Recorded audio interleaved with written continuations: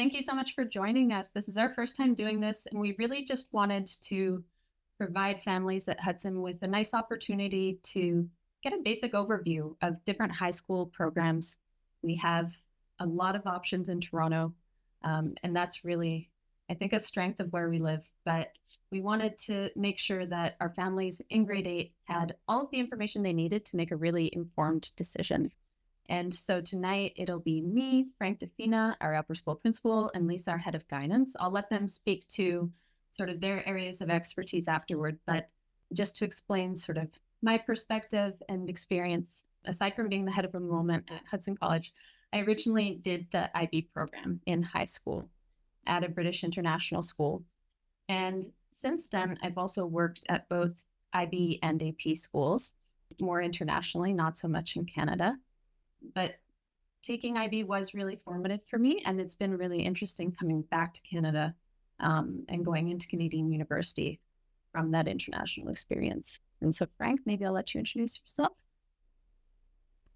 Thanks, Michelle. Of course. Hi, as Michelle said, my name is Frank DeFina, and I'm the principal here at Hudson. Just started this September, and just a little bit about where I've been. You might be wondering. Started way back in the late 80s, I guess. Became a math head in the mid 90s, and I was a math head across two schools for about 12 years in total. One of the schools I was a math head for was a League of IB Schools at Michael Power. That was a great run. It was a great way to be introduced to the IB program. When I became a vice principal, I became a vice principal for another IB school, not too far from us, down the street at St. Mary. And I ended up as a principal at Father John Redmond. Some of you might know the place, but it's a sort of large center for AP. It's an AP school, and it's also heavily into the arts. It's regional arts center as well. So that's where I've been up until now. So I do have a little bit of experience with IB and a little bit with the AP, and of course with the Ontario curriculum. Okay, over to you, Lisa. Thanks. Hi, guys. So I may be a new face to many of you, but it's my third year now at Hudson. I'm the head of guidance for the upper school. And I've actually been fortunate enough to meet with several of your kids one-on-one over the past few weeks, as one part of my role is making sure that grade 8s are informed and hopefully feel prepared for high school, that there aren't any major surprises in terms of expectations or even how credits work in high school, because that's very different than what they've experienced so far in the lower school. But with this cohort, I've really been so pleasantly surprised with how open they've been right off the bat with me and asking really thoughtful questions, which is a testament to the conversations that you guys are already having at home about high school. So really kudos to you as parents. But tonight, my primary focus will be covering AP. I was raised in the US. I got all of my education in the US. I graduated high school with like 22 AP credits. So I'm hoping I can lend some personal perspective about AP in general, and then more relevant to you guys, how AP functions in Canada, because there are some stark differences between Canada's kind of version and then the US. So I will hand it off to Michelle. So we're starting with IB. In Toronto, you have both IB schools as well as schools that run IB as an additional section. The diploma program is what I'm really focusing on. For grades 9 and 10, it would be at an IB school. That would be the middle years program. And then a lot of schools in Ontario also run versions of what they call maybe pre-IB for grade 9 and 10. What that tends to be is an enriched version of the Ontario curriculum. It's not designed by the IBO. They don't look at that. That won't be evaluated. So that will be kind of down to the school, how they run that. The diploma program is for grade 11 and 12. And what you will do is select 3 higher level subjects as well as 3 standard level subjects. And the difference between those is purely the number of class hours that you have, but it also results in a different kind of assessment at the end. Usually there's an additional, what the IB calls papers, but they're exams. They're sit down, closed exams. And for the higher level classes, you will typically be writing an extra paper. So you're choosing 6 subjects for those 2 years. And like the OSSD, the IB is quite well-rounded. They want you to come out with a broad range of subject areas. So they ask you to select first from the language and literature category. That's usually your first language. So for most first students, that would be English. It is also nice you have the option of doing what's called, there's A1, which is always your first language, and then there's an A2, that's the language and literature. And that has more of cultural component alongside the literature. It's a slightly easier course than the language A1.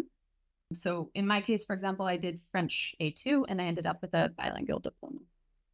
If you don't do two A languages, then you'll do a B language or ab initio.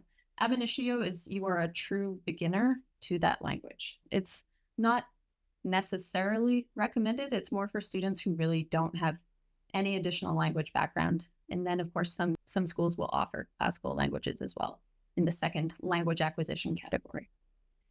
The third group is individuals and societies. You can see there a lot of different economics, religion, history. That's where it all comes in. And then sciences, you have to choose at least one. Mathematics, you have at two different levels. And it's really important to choose your level carefully because for a lot of university programs, they will be looking to see analysis and approaches at least at a higher level. And what would probably be better is applications and interpretation at a standard level or a higher level. If you're looking to do any kind of math-based program, then you'll want to have the higher level where possible. And then for your sixth subject, you can either choose an additional subject from the other areas, or you can choose an arts. So you don't necessarily have to take art for 2 years. You could do an additional science, for example. But it's worth noting with IB that it's a little bit difficult to get the 3 sciences. So again, when you're in grade 11, you're starting grade 11, you're selecting your subjects. It's very important to think about the end goal and what kind of programs. And in addition to those 6 courses that you complete over 2 years and you have culminating exams, you have to take a class called Theory of Knowledge. I'm not going to get into it too much. There's a lot of philosophy in it. It's kind of a lot of learning about learning. And you also complete an extended essay, and that's a 4,000-word research paper. You also have creativity activity service, and that is basically you have a certain number of service hours. You have to demonstrate a certain amount of, because PE isn't necessarily a part of your curriculum, you have to do some sort of physical activities, and the creativity piece is also usually something involved with clubs at your school. And so IB is graded for each subject, you get 7 points. It's out of 45. And then the 3 additional requirements, you receive 3 points. And you have to pass. To receive the diploma, you have to pass Theory of Knowledge. And your extended essay has to also pass at a minimum. So the grade level equivalences we have there are from the IB schools of Ontario. But it's worth noting that the IBO does not provide or endorse any kind of conversion. Their goal is for the number grades 1 through 7, for that to be what's submitted, what schools are living by. And as we'll see, that's a little bit iffy in Ontario. And it's not always done that way because of the specific requirements. So in terms of the strengths of IB, it's an excellent curriculum. It's so interesting as well because it's structured to be global. You have tons of language options. So the curriculum itself can be delivered in a lot of different languages. It also, in terms of the curriculum, when you look at English or history or a lot of subjects that sometimes center around a specific country, it's structured so that you have to explore from different global regions. So that makes for a really interesting experience as a student. Its other huge strength is because so much of the assessment is done externally. In some subjects, it'll be 80% of your marking will be externally graded. And that means that its diploma pass rates and grade inflation have stayed very, very, very stable. Really, it is a reliable mark. Whatever you get on your IB diploma really reflects how you compare to, usually in 2023, there were 180,000 students taking it. So it really gives you a true measure globally of how you compare it is quite holistic. As I said, they're making you pick from those different categories. So all the way through your high school, you have that kind of well-rounded approach. And then, of course, international recognition. Again, because of that reliability of assessment, universities in different countries like it a lot.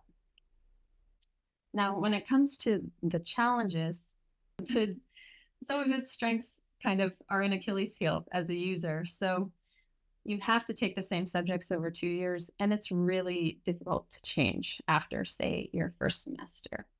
For me as a student, it was excellent university preparation, but one thing I was not prepared for was choosing all these different courses and making sure that the courses, were correctly connected to my majors and my minors, and putting that all together was a real adjustment for me because I had just picked 6 subjects for 2 years and then never thought about it again. And to me, the OSSD mirrors the university experience a lot more closely in a way that's quite helpful. I mentioned the 3 sciences and needing to take an additional certificate if you wanted to have, for example, biology, chemistry, and physics.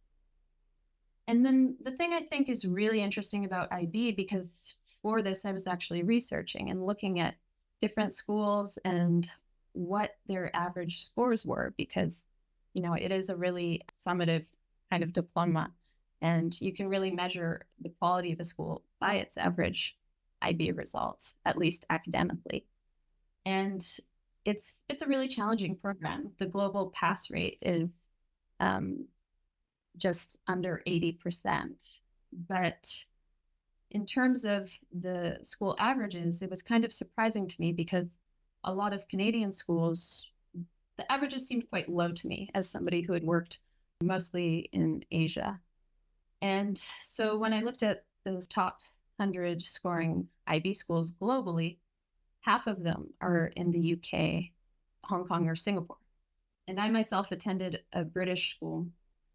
And so for the 2 years before the IB diploma, we did the IGCSEs, and a lot of British schools will also do the GCSEs.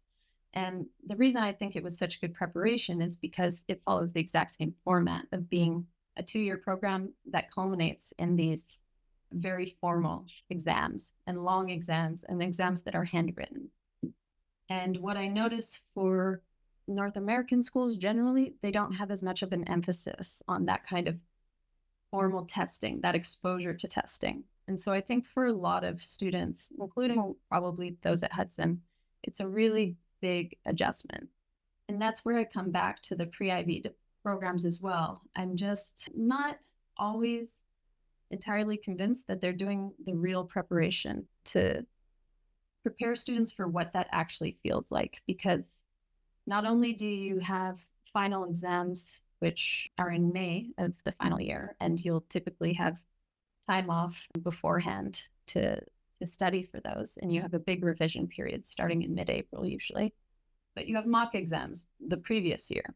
So a lot of time in your high school experience is spent preparing for exams, which is okay, and it is good for you. I think for students who don't have testing anxiety, it can really be a good experience. But that is a lot of your high school experience, and it does eat up a lot of time. Michelle, can I ask you a question? Yeah, of course, go ahead. So it's Melissa here. I'm Ruby's mom. I'm curious, on the last slide, you kind of talked about them not adjusting the marks. And I'll say, admittedly, I haven't done a ton of research into IB, so this may be obvious for others, but can you just clarify kind of that conversion? Because one of the criticism I've heard about IB is like it's that much harder, but the kind of like the related effort when you're looking overall at the kind of broader schemata of how the marks are distributed from an IB kind of graduate to a non-IB graduate, it's not necessarily like it's a level playing field, but those marks aren't adjusted to reflect the fact that the person has done IB. So I'm just trying to understand that a little bit in the context. I know you have a few bullets here about conversion, so I'm just wondering if you can provide some clarity. Yeah, I really wish I could. It's a great question, because this is the thing, and this is what I find quite strange about IB in Ontario specifically, because if you go to an Ontario school, you're submitting an Ontario transcript. And Lisa will talk a little bit more about this as in her role as head of guidance. But basically, what you're submitting to OUAC is percentage grades. And so necessarily the school will be doing that conversion. And I think most schools will be using the rates that I showed you on the previous slide. That's probably quite standard, there with the 7, as I think it was 97 to 100%. It doesn't make a ton of sense to me. When I was applying to university, I was applying with IB grades. That was it. I didn't have a Canadian transcript. So to me, there is a kind of strange thing happening where it doesn't benefit you from an admission standpoint. I think it's fairly safe to say. It might benefit you in terms of exposure to rigor, exposure to exams, all of these kinds of things. But, and Lisa will speak to it a little bit more, it's also true of AP. I wouldn't pick AP or IB because you think it will give you an edge in admissions, university admissions. Where it might help you is you can get credits for your higher level courses. It's also, once you get your results in July, you might be resubmitting grades, and that might give you an opportunity, if you did really well, to get good scholarships. So in my case, I actually got an entire first year of credit at McGill. So I went straight into second year, and I would actually strongly recommend against this. It was very tough, and it just meant that I had fewer options for my time at university. I had to pick my major right away.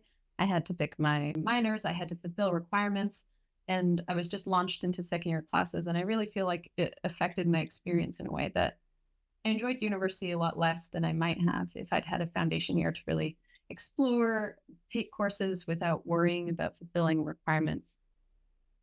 So I'm always a little bit leery of taking high school courses for advanced credit as well. I think it's good for the exposure and the preparation, but I personally believe that students really benefit from a strong first year at university. Yeah, and just to add to that, I think if you are really considering IB for your child, you need to see the program through, because this is where I'm now working with a student who's in grade 12 who joined us in grade 12. She's a local student. We only take a few students into grade 12 just because of the support and work we do with students in terms of preparation for university. But she came from the Catholic board. She did IB programming, and she's applying to US schools, and her transcript is a mess. So the Ontario transcript, the official Ontario transcript, is standardized, right? There is no GPA. There's no spot for GPA. It's not available, right? And same with class rank. So when it comes to trying to portray on her transcript that she did take IB in grade 11 and she did pre-IB for 9 and 10, it's just not available, right? So I actually submitted an extra letter with her Common App application that will hopefully go with her transcript to explain why her marks are what they are, because they didn't also convert them at her previous school. So this is where too, it's hard to say that it was really a benefit to her in the sense of being able to reflect that when it comes to university. And this is where it really is important for IB to consider whether or not you can see it through all the way. Because if you decide to stop after grade 11, you've done 3 years of extra work, and it's not showing on an official transcript.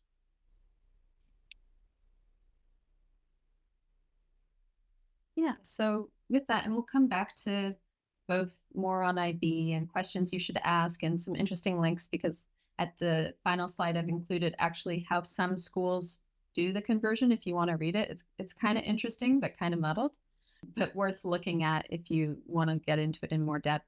But for now, we'll just go to the next overview. So Frank, do you want to take us through the OSSD? Yes, of course.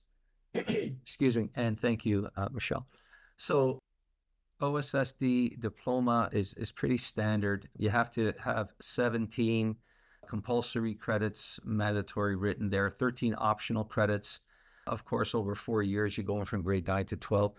You should know that each credit is 110 hours of instructions. So when you see, for example, our 3-semester system, people wonder, well, how do you get the 110 hours in there? So our classes, we have 3 semesters. The classes are a bit longer. We only have 3 classes per semester plus a skills period, right? And in that skills period, students take the time to work with peers, with a teacher who's supervising them, one of our teachers, and it gives them a lot of time to get things out of the way, and so they can have free evenings. It would really help out if that's the case. So it kind of works out well. Of course, you have to pass the Ontario Secondary School Literacy Test, and you need 40 hours of volunteering for that. And over on the right side, you can see what's needed there. Your 4 credits in English, 3 in math, and it gives you everything you need. This is all online. We don't have to go over every little thing, but basically you do have to select some from group 1, group 2, and group 3. So, group 2 might be something from art or gym or business. Group 3 can be a repeat science or anything like that. So I suppose, what would be on the next slide, Shell?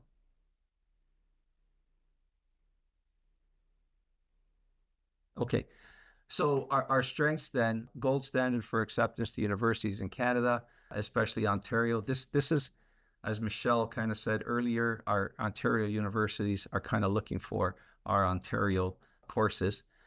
We have a much more flexible pathway. You're going to have 6 out of 8 compulsory courses in grade 9, but as you go through the years, it gets less and less. So by the time you hit grade 11 and 12, you can take more electives depending on whatever path you're going towards. Manageable pacing year over year with opportunities to adjust timing. So again, I'm going to jump back into our 3-semester system where we do have a little bit of time. Think of it as we're spreading the classes over the year. So we'll have 8 classes by the time we are done with our semester. We have 3 in semester 1, 3 in semester 2, and then there'll be 2 in semester 3. And in semesters 1 and 2, and please, if too much information, you can stop me and ask questions. We will have a skills period for the students. Now in grade 9 and 10, the skills period at Hudson will be mandatory attendance. However, for grade 11, we're hoping by that point that they do reach a point where they can work independently. So it's called freedom of responsibility. One of the things I should mention too, it's great for the grade 12s because in grade 12, you're going to have 3 courses in semester 1. You'll have 2 courses in semester 2, and then you'll have 1 in semester 3. So they're really spread out because you'll need your 6 mandatory grade 12 courses for university. So it's actually a great way to spread everything out. It gives them a lot of time in between. By then, they develop some great skills on how to work on their own, and the time is on their side. I mean, from September to December, 3 of your 6 courses are out of the way. And the other thing about that timeline is kind of great too, because if you notice, September to December, that's semester 1. January to April is semester 2. That's exactly in line with the universities in Ontario, right? So you're kind of acclimatized to the times in university right away, as opposed to traditional semester system where you're going to have 4 courses at a time and you're stretching it 1 month longer each time. So Right. that's Can I kind ask you of a question? Yeah, of course. For the grade 9 and 10 study periods that you mentioned, the mandatory periods, are those supervised? And I guess what I mean is, like, would students have the opportunity to get like extra help or clarification? Obviously, the intention is to like build independent study habits, but I'm just thinking about where they might need extra support from the faculty. Like, is that something that's built into that concept, or is that something they would be accessing, say, like after school or during lunch or at another time? So a little bit of both. So if you're working on your math and you're fortunate enough to have a math teacher, yes, you're going to get the support. The other support will come from the peers. However, if you don't have, again, I'll just stick with math, one of the easier ones. We do have the math cafe on Wednesdays for everyone to come and join. So a little bit of both. In the skills period, you have an hour and a half to really get into your work and work with peers. And yeah, a teacher is there supervising the whole time as well. right? And then of course there's also other supports, and there's all kinds of science clubs and math, and all of this stuff takes place after school as well. So yes. And I also just want to add that during that time, if I can kind of set up tutoring for students that may need extra help, right? So if in grade 9, I've some students that may be like at 65% in grade 9 science in this term 1. So then I look and see which grade 11 and 12 students have study at that time and would be available. And then they'll actually run small groups.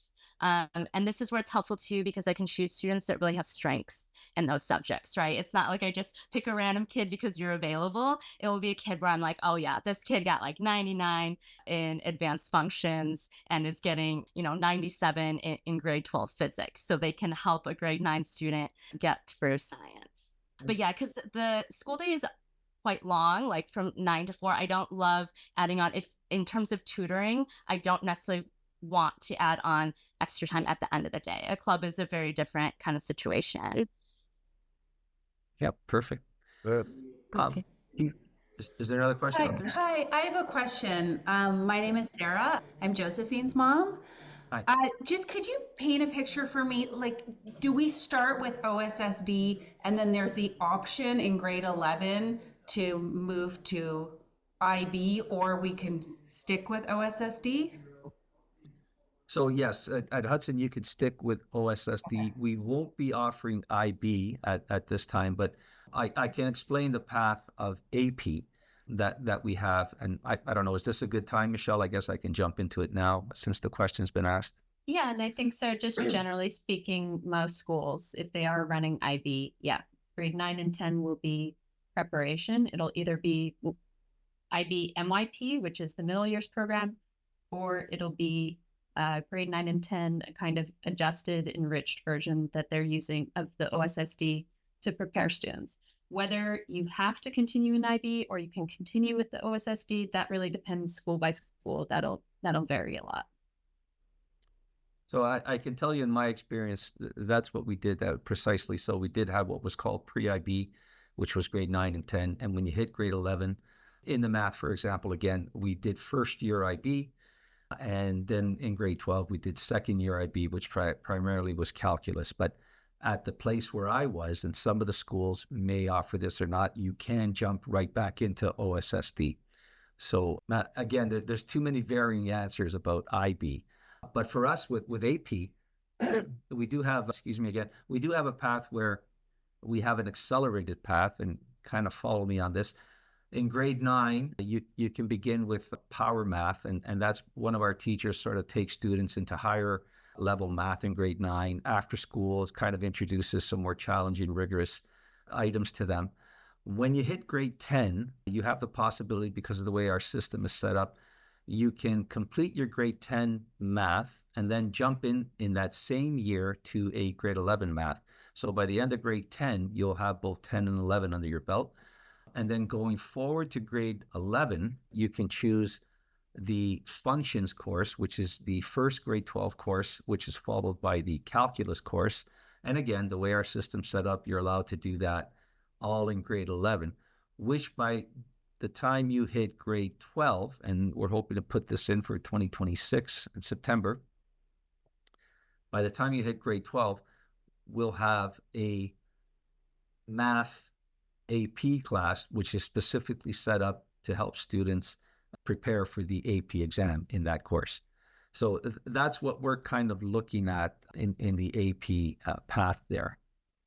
So I hope that answers some of your questions out there. And again, there's more to come about that, and we'll certainly be bringing that information out as we go along. So I know we're kind of running short on time, so I'm going to go back to down just about at the bottom there where it says balanced evaluation, term work 70%, final exam 30%. So this is what Michelle was alluding to earlier, where there's some mystery in some of the IB marks. Here, there's no mystery.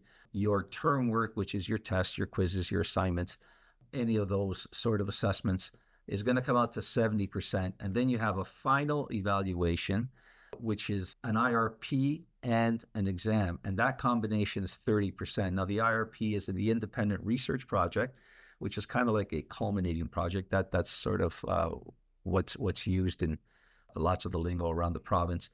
That might be 10, might be 15%, which means that the balance will come from the exam. So let's say it's 10% for the IRP, then your exam is going to be 20%. So that takes a lot more pressure off than an IB exam. That's at 80%, let's say. So moving over to the challenges then. So a heavy load of compulsory courses in grade 9 and 10. So again, more of your compulsory courses will come from the 9 and 10. Once you hit 11 and 12, there's a bit more freedom to take the direction. And of course, Lisa and people in guidance will always help students direct their way for that. Enrichment depending on quality of instruction, program, and overall academic level of student body. So going back to the AP path that I was explaining, if you take your grade 10 math in the first semester of grade 10, you'd probably have to get a pretty high mark to be taking the grade 11. If you're going to be jumping into the accelerated program, we want to make sure you're set up for success. So if you have a 70% in grade 10, I'd say that's far too low to be really going at this pace. You'd have to be somewhere in the upper 90s for people to be convinced that this might be the path for you. And that's going to be a little experimental on both our parts, but that's probably what we'd be looking at. And when the time comes, we will explain to the students how this would work. And only private schools subject to ministry inspection. So happy to say we had our inspection for this year. It was back on October 8th. We did very, very well. The inspector was more than pleased with all our policies. They had me on for an hour interviewing, asking, sorts of questions. They also picked 2 teachers from our school, the teacher who teaches grade 12 English and grade 12 functions. And they both did very, very well. Again, I came back on at the end of the day. It was an all-day process. It was through Zoom as well. It's not like they came into the school. And most of that talk was about how we maintain our OSRs, our Ontario student records, which is very important to the ministry. And anyway, I won't bore you with details, but just to let you know, I'm very, very pleased with what we're doing there. And they'll be back in 3 years as opposed to 2, but which is a great relief because that really shows that we're doing well there. Frank, can I ask you another question? And I apologize, you may have answered this, but my internet cut out, so I was offline. That's okay. For a bit. In terms of the evaluation, that's 70% term work or 30%, is that universal across kind of the TDSB and or kind of the private school system, or is that something that's exclusive to Hudson? Again, just trying to distinguish kind of options. Yeah, so that comes from the ministry. So, even though we're a private school, the ministry says, hey, there's certain things you got to do for us, and this is one of them. So yes, you'll see that in TDSB, you'll see it in TCDSB, and you'll see it with us, yes. Okay.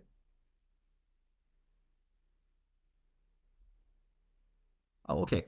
So that's a list of our courses, and there's quite a few courses. I think it's somewhere in the 70, 74 kind of rings a bell. But just so I can help you understand what course codes look like. So let's take the first one under grade 9 there. You'll see it's drama, and that's ADA, right? So the DA is typically drama. The 1 and the O, so the 1 tells me it's grade 9, and the O tells me it's an open course. Okay, and usually there is a 6th character, but right here, this is what you'll see, yeah, on the report card. So let's go down to something a bit more, what you might be, okay, let's go down to principles of mathematics. You'll see it in the first column, down about 3rd from the bottom. So principles of math. So this is your grade 10 applied math, and it's the principles is the P. So it's math, MPM. 2 tells me it's grade 10, and D tells me it's academic. And typically after that, you might have a 1, right? Because you'll need that 6th character to identify it. But really the first 5 is what's important. And just another one, just to be sure, if we go over to financial accounting in grade 12, the 5th one down, again, BAT, that's basically the course letters. The 4 tells me grade 12. The M tells me it's on path for either college or university. At the time, I think they used the word mixed. And if you go maybe a couple more down where you see the English, you see the ENG. And again, four tells me grade 12. U tells me you're on the university path. So that's basically how you know what the course codes are. You're going to see them on the report cards. I think once you have one or two report cards under your belt, you'll kind of mix and match and understand how that works. Are there any questions about that? I just maybe wanted to add for parents. So Hudson really only offers courses at the college or university level. We wouldn't have any applied options really for students. That's not really an issue for returning Hudson students because we are, relatively selective, and students who join us both in grade 7, grade 9, or even sooner are already prepared for an academic pathway. Yeah, and since you mentioned codes ending in like W, or I'm seeing other WD. It's like university makes sense, but I'm just curious, like what would be the annotations for that? I was just jump into that. Michelle reminded me. I did want to mention that. So let's go down to, for example, middle down, grade 9. You see English ENL 1W. The W means de-streamed. So a couple of years ago, I think maybe 3 now, Lisa, the introduction to de-stream courses. So we used to have grade 9 academic English, math, so on, so on. Now they're asking for de-stream, which is kind of a mix of both, right? The ministry thought that this would be a fair way to sort of teach the grade 9 program. So everyone goes into grade 9 de-streamed, English, math, science, and I believe geography is in there too at this point. The English, was coded D, but now it's back to W. So yes, but those courses will lead you into either applied or academic. Okay, that's helpful. I'm just thinking of high school in the 80s and 90s where you started in general and then you either stayed in general or you went to advanced. But sort of the same. Okay, so that's actually really helpful to understand. Yeah, it's actually very similar to that system, right? Just different words. Yeah. Okay. Anything else? I'd be happy to answer anything else if it's out there. Okay. And just to say for everyone, we will share this deck. I know it's a lot of text. We'll share it with everybody after, and we can always, in the final slides, go back to things. I'm happy to do that as well. But for now, we can head into AP with Lisa. Yeah, perfect. So I will try to be brief because I know we have covered so much information and we're handing it all over to you. But I really just wanted to give you guys a good sense of advanced placement and also how that would function within Hudson and why we have chosen to take this path. But advanced placement is overseen by the College Board. And the College Board is like a nonprofit organization from the US that really wanted to create a secure transition for high school students into college or university, right? So they were basically saying, in what way can we make sure that kids are prepared to attend college? And so this is why the College Board created the SAT. And they really love standardization. So this was also part of what made them look into advanced placement and figuring out a way that it actually came from kind of reach ahead credits of how could a high school student reach ahead and gain credits at a university level. So advanced placement courses are really supposed to be first year university courses that have a standard and an expectation no matter where you take an AP course, right? Because it is overseen by the College Board. So the one big difference between AP and IB is that AP supports students really to choose certain courses that they have an interest in. So for instance, when I reflect on my experience through AP, I really didn't choose AP Calculus. My goodness, kudos to you if you can do it. That was not my interest. I really focused in on the social sciences, history, English, literature courses. And it also supports the flexibility. So a student could even self-study for a course. So AP, actually, there are 37 different AP courses. Obviously, no school is going to offer all 37 AP courses. But I attended school with some kids that they would take some more kind of obscure AP courses that maybe our school didn't offer. And they would just self-study and then sit for the exam in May. So a course mark and the exam are two separate entities for AP. You can take one and not the other. So there are many students now that will take the course and decide to not sit for the exam. You also have the opposite. You'll have students that do not take a course and then they sit for the exam. And similar to IB, these exams all run through the first week of May. So no matter where you are in the world, if you're attempting an AP exam, you're sitting for that same exam. All students who take AP Calculus are sitting for the exam on the same date at the same time. And all exams are then sent to the college board to be marked by their board members. And basically, it is a mix of current university faculty and then some like retired AP teachers and very experienced AP teachers. So the exams are scored 1 through 5. And to be considered a passing mark, you would need a 3, 4, or 5. 1 and 2 is not a passing mark. And where the exam scores are used is similar to IB in terms of taking place of a first year credit at the university level. And I'll get into it a little bit more, but even at the time that I was going through high school, there were caps. So like, even though I graduated with all these credits, 22 credits really didn't mean much when it came to college because my university only accepted, I think, 6. And so I got to skip 2 courses because they capped it out at like 2 AP courses. They didn't want kind of like what Michelle was saying, where she ended up, skipping the whole first year university courses. And so it really ended up just being 2 courses in the end. One of the major components of any AP course is backward planning. And they've trademarked this term and it's called Understand by Design. And really it's a very fancy term of saying that they're teaching to a test.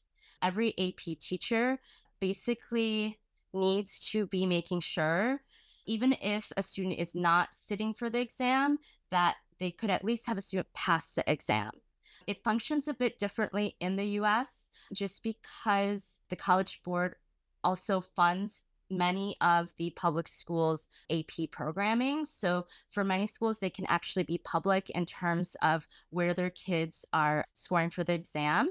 And obviously, if you have a bunch of kids who are taking AP courses and are not passing the exam, that doesn't look great as a school. So if you are offering an AP program in the US, there is quite a lot of pressure, kind of depending on your state and district, to make sure that your students are sitting for the exams and passing the exams. When I was taking AP, I don't think there was anybody that I sat in AP courses with that didn't take the exam.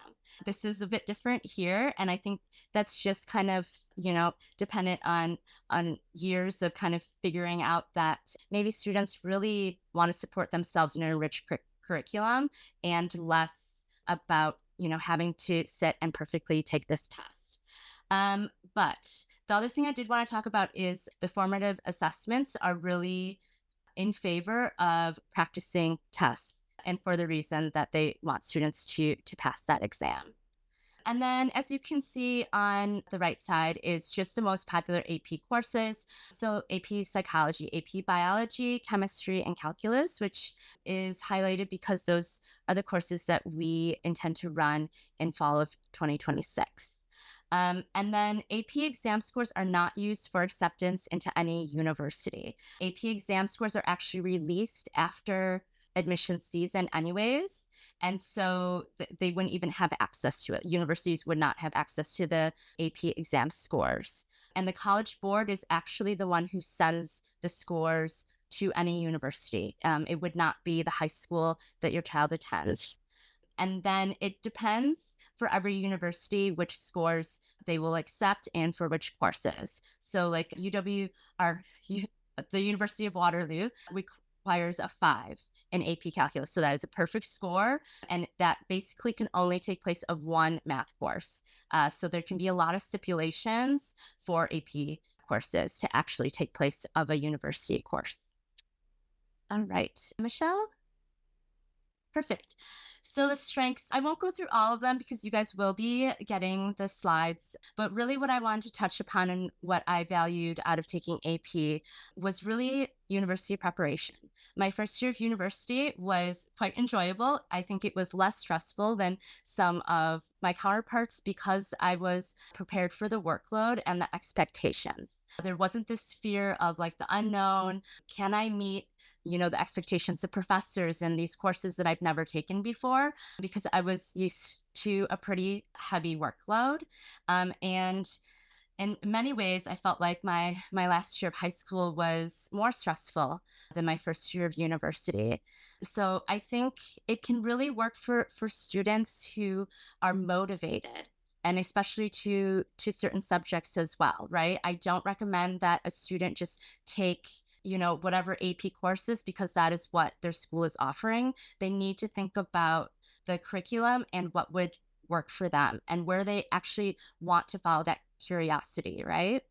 A challenge that I do want to highlight, and this may come from like just more personal perspective being American, is that as Michelle and I were really digging into this, and we started last year because we were coming to these kind of repeated conversations with grade eights looking into nine, as well as families about AP and IB programming and how it functions within private schools and public schools. And the thing I really want to note here is that for public schools, so like the TDSB and the Ontario Ministry of Education, which obviously oversees TDSB, their core values really go in opposition to the College Board and AP course framework.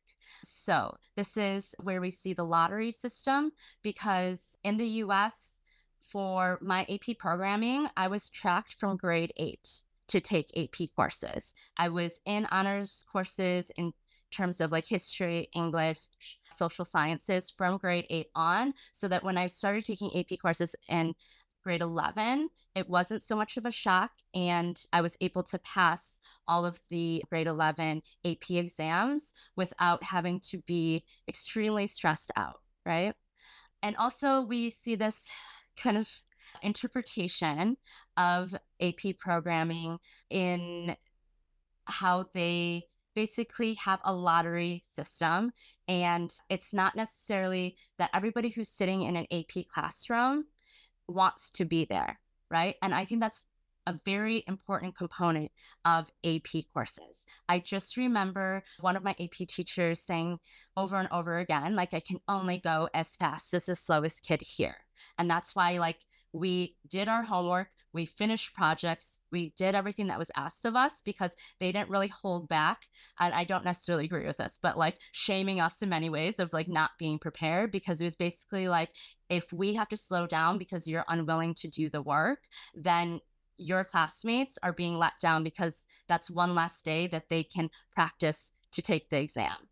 That's not really how it functions here within public schools, just because of that lottery system, right? So there can be kids sitting in that classroom that don't really want to do the extra work, right? It's maybe their parents that want them to do the extra work, and they're hoping that, well, if they sit in an AP class, they'll get motivated to do it.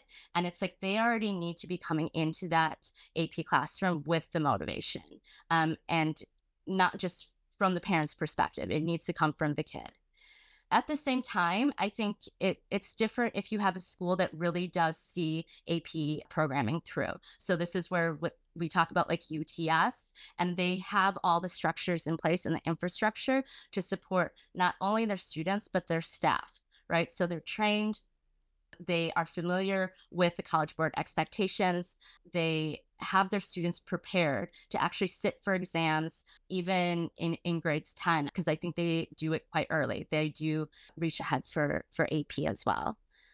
The same thing with AP as IB in terms of the transcript. So Frank mentioned this in terms of course coding. If a student is taking AP physics, no matter where they're taking it, on the transcript that would go to any Ontario university, it is coded as a grade 12 physics course. It looks the same on the transcript. It's SPH for you. There's no way for the university to know at that point that one student has taken AP and one is in the OSSD AP physics curriculum. The only way they would know that is at the point that a student would indicate to a university, I have AP scores to send you, and that's where the AP or the College Board would send them to the university. This is also where I say that Ontario doesn't functionally support AP in some very fundamental ways, and that comes across in the transcript. Because Ontario does not do GPAs, does not do class rank, there is no way to weight grades. And this is where in the US, because every public high school does do a transcript that has a GPA, when a student takes an AP course, it is weighted, right? So this is where we're seeing kids that are graduating from US high schools, they will have a 4.7 GPA, which is technically not possible. But because they took AP courses and they're on a scale of 5.0 instead of 4.0, which it's been for, how many decades, how many years, you will see that kids are graduating with this extremely high GPA. And so it can be difficult for a student who has taken an AP course and then is up against other kids who are in the OSSD programming because it's just not going to translate on the transcript perfectly. Yeah. And then the next slide, Michelle, thanks. All right, so advanced placement at Hudson, and this is where I'll have Frank kind of come in. Really what motivated us to think about how we could incorporate AP was the guiding question of how we can support some of our most academically motivated students, and in a real and meaningful way. AP is not meant for every student, and that's okay. That does not mean that if your student or if your child does not want to take AP, that they're a bad student, that they're not as smart. I have to have this conversation a lot with students, especially in grade 11 and 12 year, where they feel like their marks are everything, is that marks are not an indicator of someone's intelligence or cognitive ability. A lot of times it is the willingness to work, especially in a certain season of life. And in many ways, I look back and I realize how fortunate I was to be able to commit to as many AP courses as I was. I had very supportive parents. I didn't have to worry about many other things. I could focus a lot of extra time on getting my AP coursework done. But like I said, it's not for everyone, and that's okay. That doesn't mean that you have any less chance of being successful because you don't choose an AP track. So when we think about an ideal Hudson student who would choose AP, it would be a student that really has a natural curiosity for a certain subject. And because we are focused kind of on the AP calculus, chemistry, and biology, that would be kind of the math and the science streams. So even a current grade 9 student that I'm thinking that I would love to track to AP, he goes to math camps, he has, a general interest and always has. He performs well when it comes to math coursework. He was in the enriched grade 8 math. I'm hoping that now in grade 9 in Hudson for math in term 2, he can sit somewhere in the high 90s without a whole ton of extra effort, because I tell students as well, there's a huge difference between challenge and overwhelm.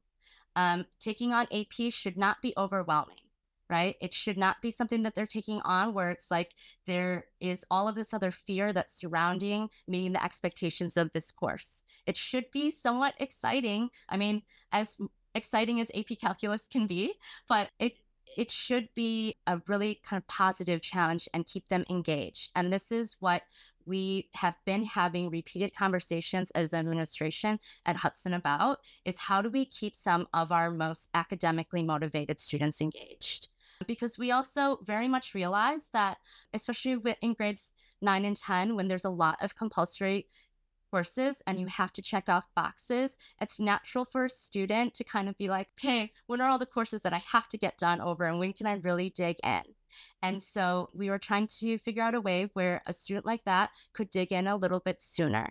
And so that's where the accelerated math that Frank already kind of spoke about would meet the needs of a student that I was saying has that kind of grade 9 learner's profile of very interested in math, has always done really well. He's already spoken to me about wanting to possibly go into engineering or even pure mathematics at a university level. Like, this is a kid that I love to see take math every year because he wants to take math every year and he wants that challenge and he wants to sit down for a formal exam and see where he's at in comparison to other students and other students outside of Hudson, right?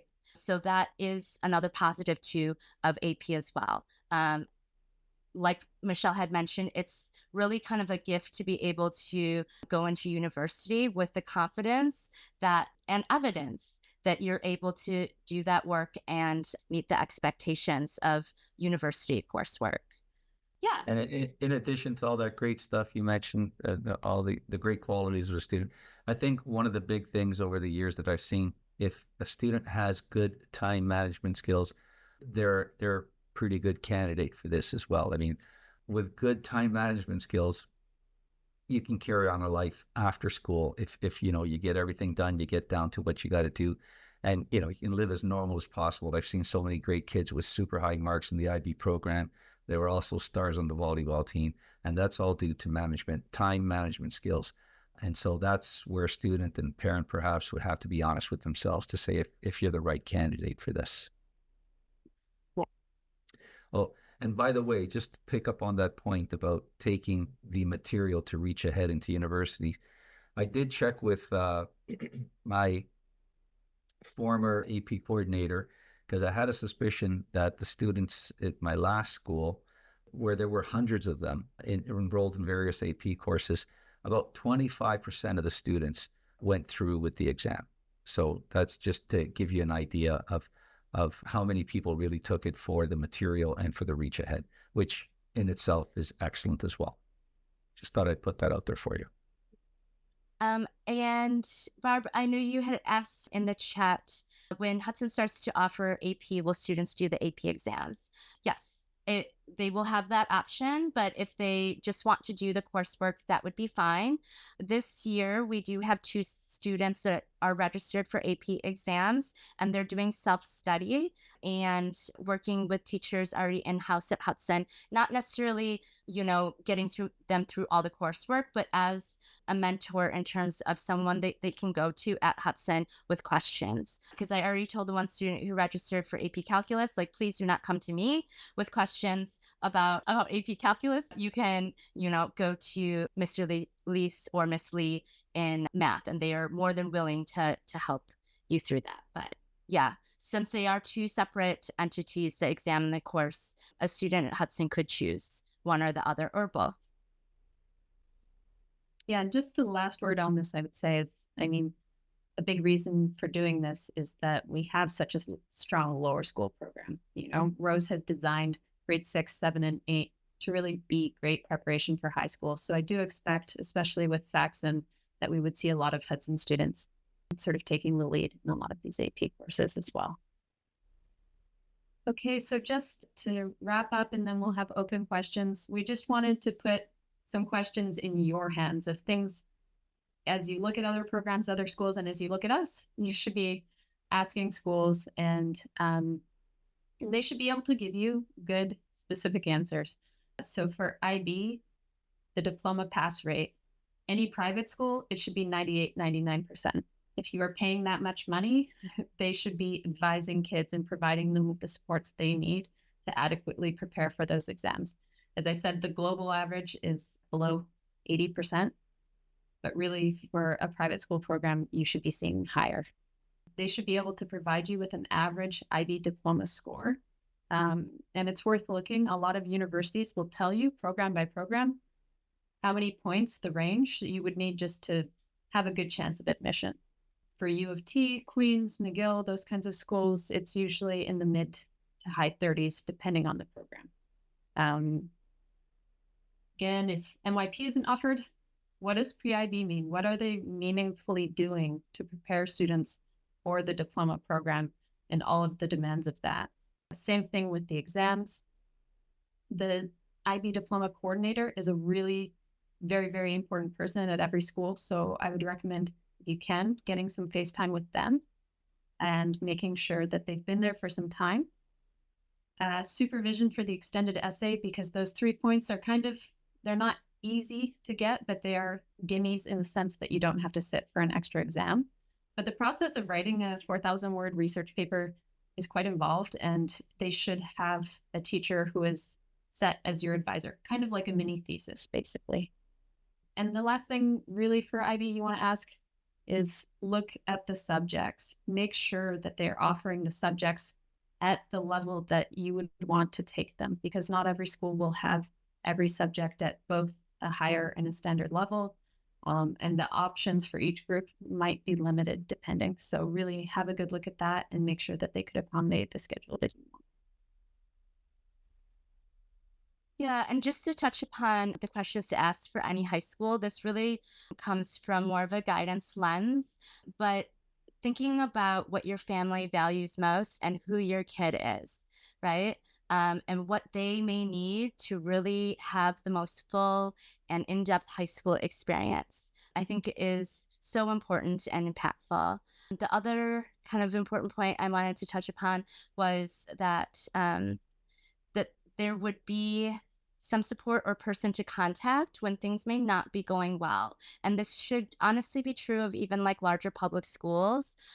Michelle and I more see this because we interview students who may be transferring from a school into grades 10 or 11. And I always just feel for the families because things happen, life happens. And, you know, we might have a student that is interviewing with us that is digging themselves out of an academic hole a bit. And part of that hole may have been there because they were at a school that just wasn't a right fit, or there wasn't kind of enough support for whatever they may be going through. So I think that is oftentimes something that's missed because, we don't want to think about the negative and, I really do hope that you guys would never have to deal with situations like that. But I think it's also something important to consider as well. Yeah.